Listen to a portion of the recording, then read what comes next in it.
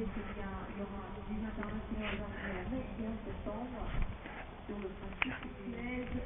2, merci. Oh. Je rentre dans la boîte et le cheval est très énervé, on voit qu'il secoue beaucoup la tête, parce qu'il est assez impatient de prendre le départ. Voilà, on arrive sur le premier obstacle.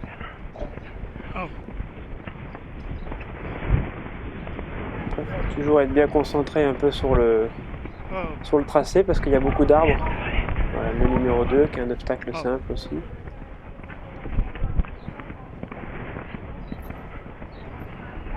Toujours un peu de slalom entre les arbres. Là, il y avait un mouvement de terrain assez marqué. Voilà, une petite butte qui secouait pas mal. Et à nouveau, un obstacle simple en numéro 3. Voilà. Après, à ce moment-là, j'ai pu le lâcher un petit peu, le laisser galoper. Il n'y avait plus d'obstacles pendant un certain temps.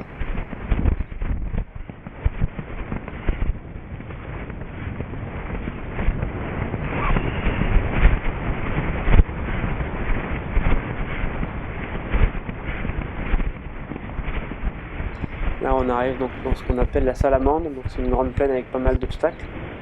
Le numéro 5 qui était un chapeau de gendarme avec derrière une haie directionnelle. Le principe du directionnel, c'est un obstacle étroit où il y a juste la largeur du cheval entre les fanions, quoi, et la direction qui est le plus important. Et c'est là-dessus que très souvent il y a des incidents où les chevaux peuvent passer à côté si on n'est pas précis dans nos commandes. Maintenant, je me dirige sur le gué. Voilà, avec un saut assez gros pour rentrer dans l'eau. Et le B qui était une barque directionnelle.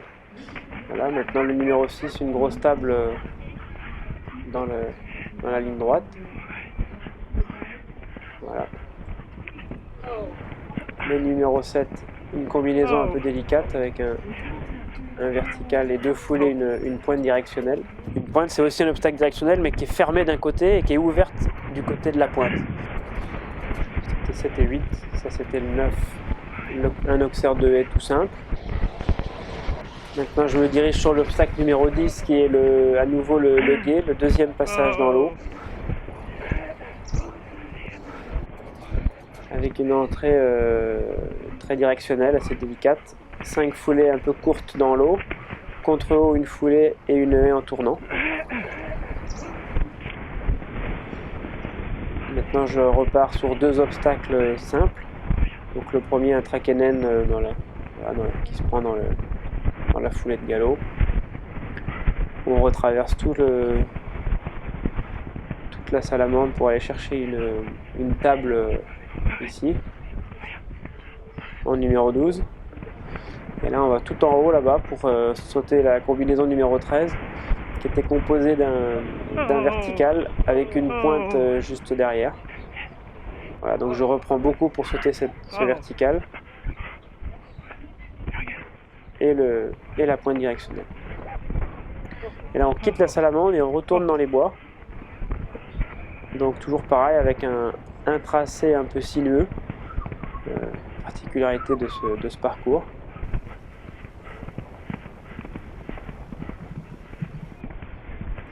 Le 14 qui était un auxerre une sorte de table, voilà, qui était un obstacle simple. Et là un assez long moment de galop.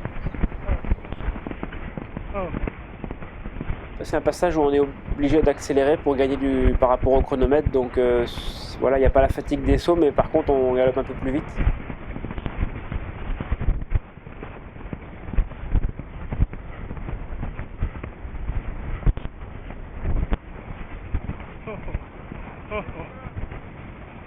Là il y avait donc le numéro 15 qui était un obstacle un petit peu en haute côte comme ça, mais simple aussi, et à nouveau une grande galopade pour aller ressortir des bois.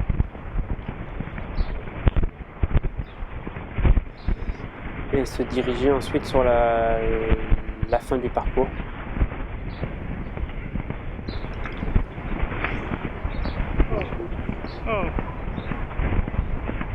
Voilà.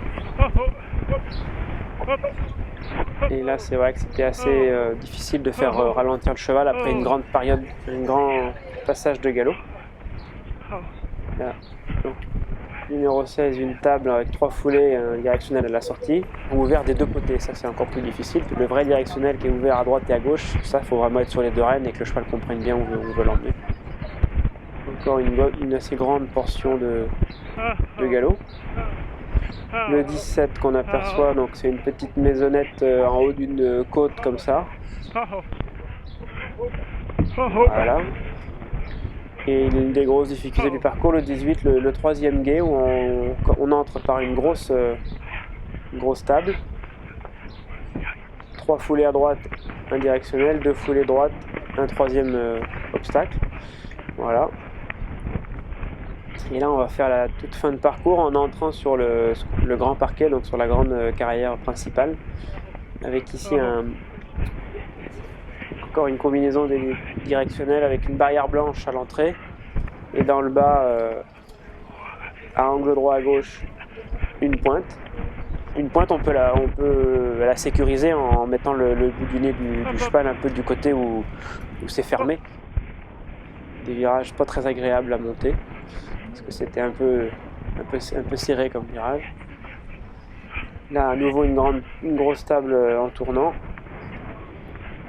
Et ensuite, la dernière combinaison qui est encore composée de 3 éléments, un coffre, une pointe et un directionnel.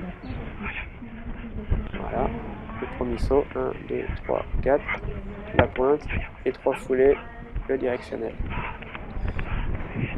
Et là, on se dirige